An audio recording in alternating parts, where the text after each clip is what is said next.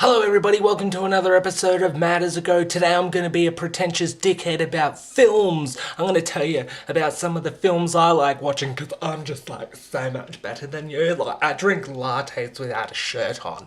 Anyway, first film that I want to talk about, one that you've probably never heard of because you're not as sophisticated and awesome as I am, Alice's Restaurant. Fucking great film. They also made a song out of it. It's a very interesting film, you know, set around the times of the Vietnam War and whatnot, and a bunch of hippies trying to be slack asses and not go to war and whatnot, and he goes to a... I'm not going to explain the whole goddamn film to you. Just go watch it, alright? I'm too trendy to explain it to you. Alright, on to the next one. What's the next one we got? Oh, here's a fucking excellent film. The film that legitimizes Jack Nicholson's celebrity.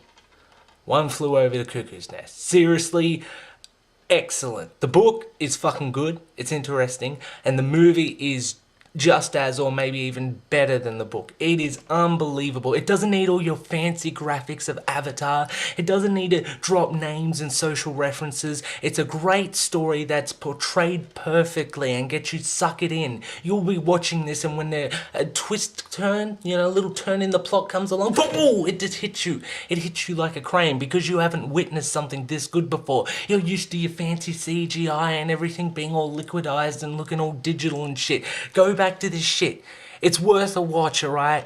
Okay, I'm trying to take you out of the darkness of your ignorance. I mean, this is just brilliant. This is an artwork. Anyway, on to our next film.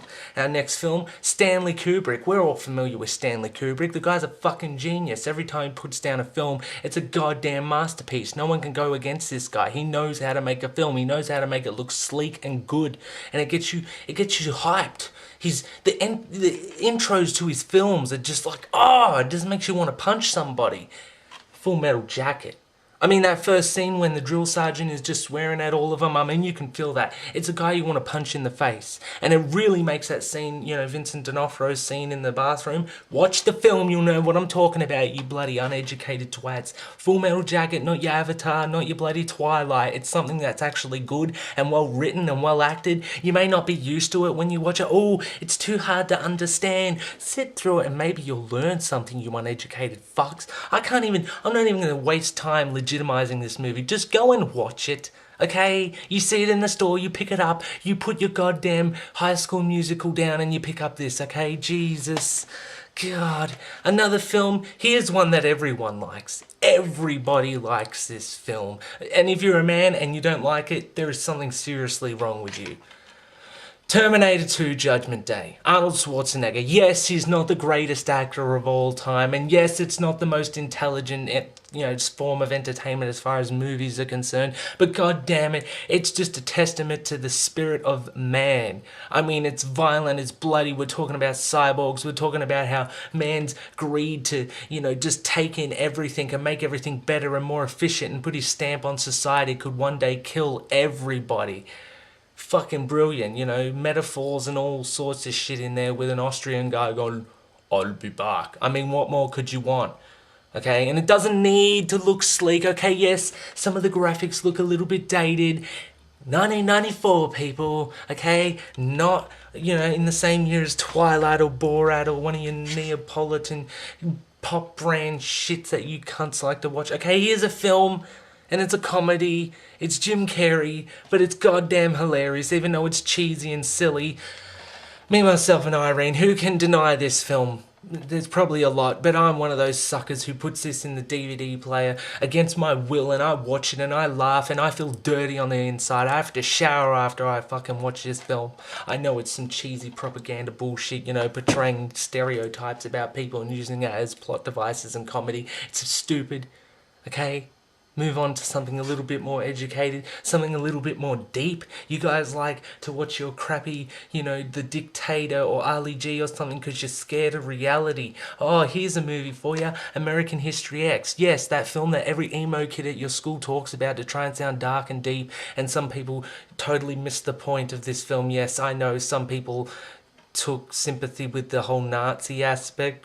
I mean, the guy gets fucked up the ass for being a Nazi. This is like anti-Nazi. It's basically saying if you're a Nazi, you get fucked up the ass. And some people went on the Nazi way with it. I mean, I don't know. But anyway, that's because they're too stupid and uneducated to actually understand the point that it's putting across. You know, learning from your mistakes. You stupid twits totally misinterpreted the film. I mean, it's all out there in the open. Just watch the whole thing. Oh, it's too long. There's too many talking scenes. I don't have enough vocabulary to understand what's going on. So I'm just going to skip through it and just sing that bit where that fat guy sings that Nazi song. You know, just pathetic. But if you have a brain, go and watch this goddamn film. I'm not even telling you to do it as a request. I'm just telling you. Go and watch it.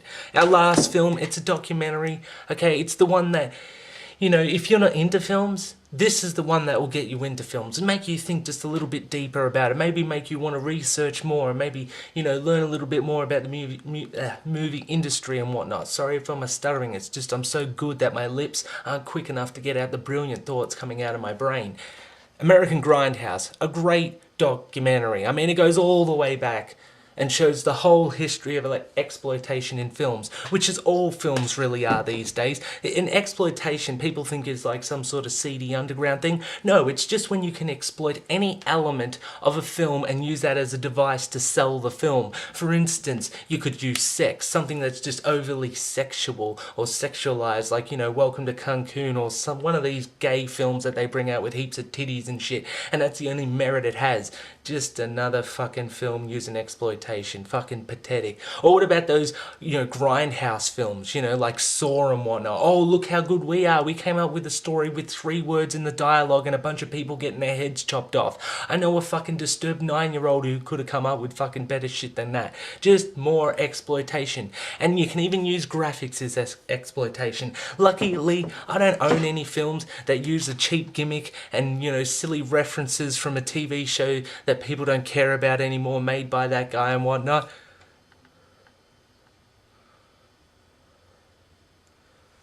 I love film. I like Family Guy. I do not like Ted. My God!